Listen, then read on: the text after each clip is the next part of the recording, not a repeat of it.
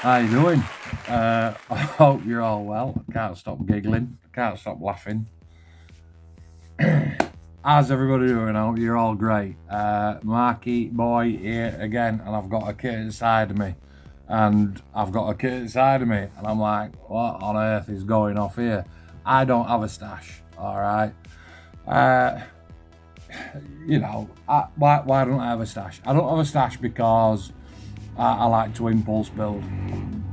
And I just know that if I had a stash, I'd look at a kit and I'd think, I definitely want to build that. Actually, I want to build that. So I'll make a start. Actually, I want to build that. Do you know what I mean? And it's just that indecisive thing. Whereas my stash is in it's at hobby shops. It's on sort of, websites and eBay and Jadlam and places like that. And what I'll do is I'll just sort of flick through and then I'll sort of narrow it. It just depends how I feel. I'll narrow it down and then I'll think, sod it, that's what I want to build. All right, so that's why I don't have a stash. However, ta-da, got a stash. Can't believe it.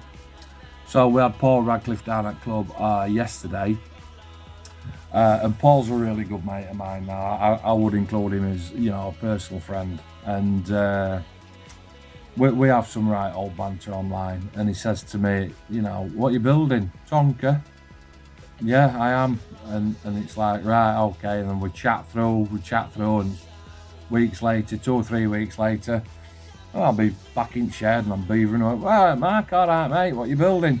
Tonka? Yeah, mate. Like, oh, for sake, can't you build anything else? I like him, mate. But I've just done Eurofighter, that turned out absolutely spot on.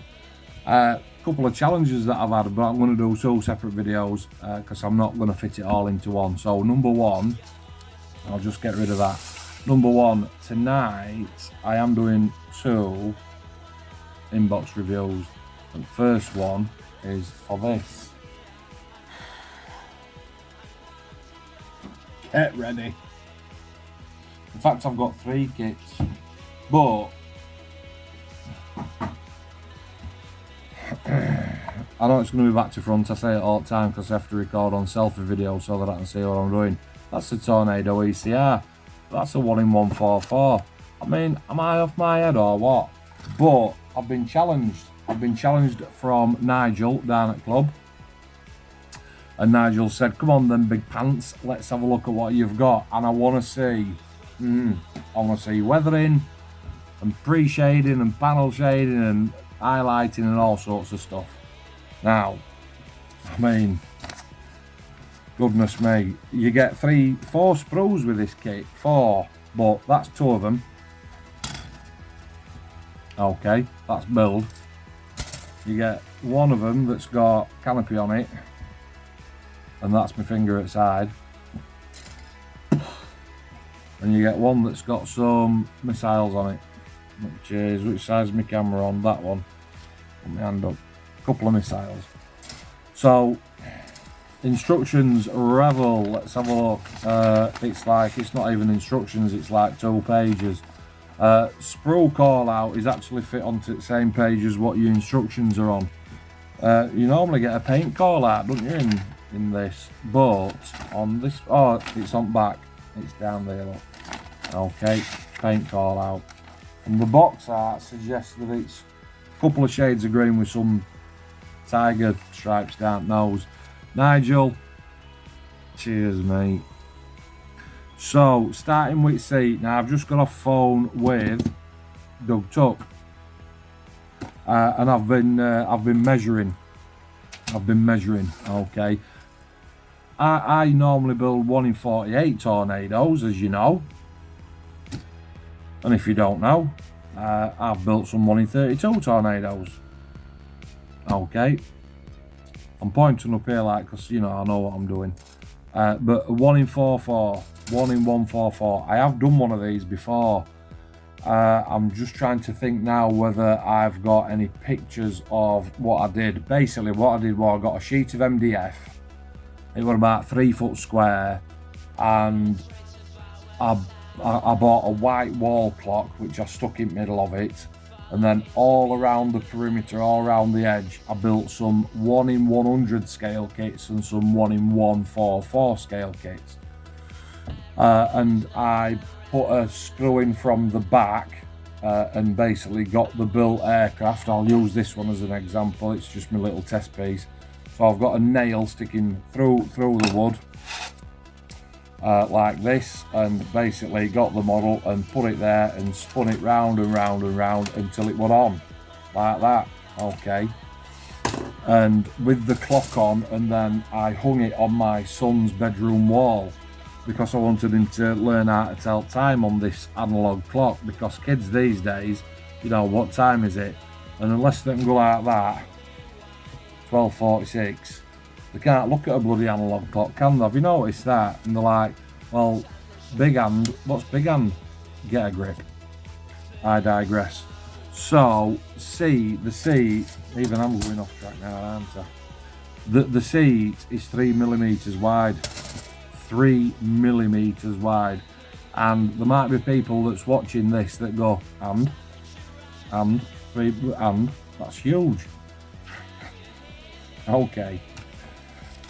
So seats are 3mm wide. You start in there and then you put some instrument panels in a tiny little office sort of space. Now the instrument panel, I think I measured that at, I can't remember, Doug. What's instrument panel? I've got to find it. Oh, it's 4mm. 4mm wide is instrument panel. Tiny little office, and sort of like a upper deck and a lower deck and a big fin and stabilizers. Engines are there. Where's my camera? So I can't even find my chuffing finger. Engines there, look, engines, exhaust, rear fin, undercarriage, top housing, bottom housing, tub, doors, intakes, wheels, that sort of thing. It's absolutely minute, and we've all been having a bit of a laugh and a giggle about it down at club. Gotta get it in. Front nose, wings, fuel tanks, intakes, rails, pylons, more missiles. I did see the pitot tube as well earlier on that wall. I think I measured that at 4mm for pitot tube. And then on this sprue you've got some more missiles. So yeah, I've already shown you them. They're absolutely tiny. And then the cockpit, I mean, you know, I pride myself on being able to mask a cockpit off a canopy. And you know, I'm like, come on, Sheffield. If it's not right, do it again. If it's not right, do it again. And people get absolutely sick to death of hearing that. But, you know, if you put bad in, you get bad out. So, I'm not an elitist by any stretch of the imagination, even though I run Elite Model Productions. That's me, that runs that. Even though I run that, it's for inspiration, not intimidation. And this on this scale, this is quite intimidating for me that normally builds massive kits. So once you've done your office, you put them two little sides around it like you normally would, and then a tiny little piece into office. On the bottom of your fuselage, it's just sitting a couple of wings in, and your rear stabilizers in, no glue. Putting top on, putting front on, putting fin on, putting your cans on, fitting your air intakes, one side, other side, wheels on, undercarriage on. Let's have a little look. Couple of pods on underneath, main undercarriage, stage 15, doors shut if you want on 16, canopy on 17 with pitot tube. 18, now then, this is an interesting thing. It does come with refueling probe in the extended position. Woo! Got for some of that. Pylons on, rails on, missiles on, job done. 25 stages in this kit. And respect to anybody that's built it, because once I've built it in about 40 minutes,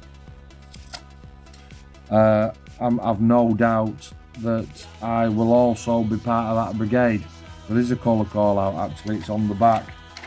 It's in there, look, standard Revell call out. And then you've got your decal guide and all your paint guide. It's in black and white. It's literally an A4 sheet of paper. You do get, is it 2? You get the ECR Letchfield 2004 call out, or you get the Letchfield AB 1994 call out, which has got the tiger stripe on it. And I've got absolutely no doubt whatsoever that Nigel down at club will want me to do tiger stripe, just because, you know, he's that vindictive. Where's the decals? I think I've popped them up here out of way. I know you mean well, Nigel. And challenge accepted, by the way. The decal sheet is probably, my thumb's an inch, so it's 2 inches by maybe 5 inches wide, and it has got the tiger stripes on it. I'll hold it at edge. It's got tiger stripes on it down here, which actually means, because on box art it is yellow, that front end is yellow, and I genuinely thought that it were going to be yellow decals with black tiger stripe on it, but it's not. It's going to have to be a paint job. So straight away I'm thinking, am I going to have to blend it, smooth it in? Is it a hard line, or masking off? Am I freehanding it with airbrush, that sort of thing? Let me just have a look. Yeah, I've got yellow, so absolutely fine. Colour call out then, C. That'll be interesting to see what it is. Mouse grey matte for C. And where's that then? Oh no, that's gloves. U, colour U is matte grey and white matte. Light gold grey. Wrong one, Mark, wrong one. I'm looking at the 2004 bird. I don't know what you watch these for. I can see now. D, E, B is dark green matte and yellow matte, 80% and 20%. I think that's like an olive drab, isn't it? Look, listen, you get the picture, right? Tiny kit, hardly going to take any building. It's going to frustrate the absolute living breath out of me, I know it is. But I have been thrown this challenge from the lads at the club, and fill your boots. So today, Sunday the 18th of September 2021, getting old, you see, I can't even remember what day it is.